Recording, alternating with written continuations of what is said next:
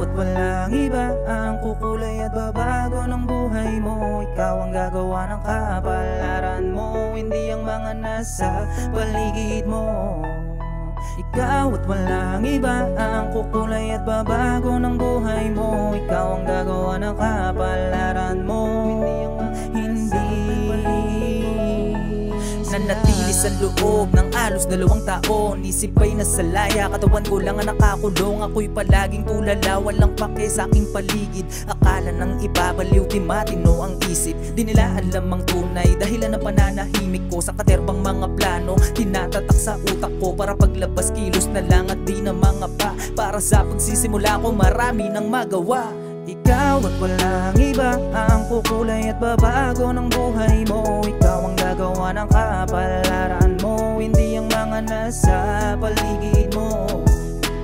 Ikaw at walang iba ang kukulay at babago ng buhay mo. Ikaw ang gagawa ng kapalaran mo, hindi sila.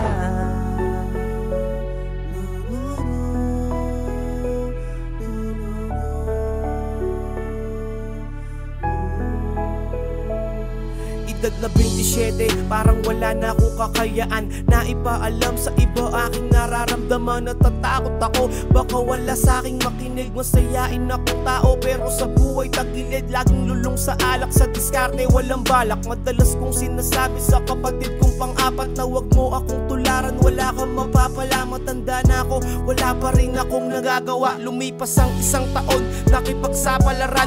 28 anyos, kailangan kong masasandalan. Buti na lamang nakinig ka, muli mong pinagbigyan. Minsan madapa sa buhay, di na mauulit yan. At muli kong binuksan ang isip kong nakasarado. Sa hirap ng buhay, kailangan kong maging kalmado. Magtrabaho hanggang sa makatulong sa iba, makatulong sa pamilya, dun palang panalo na.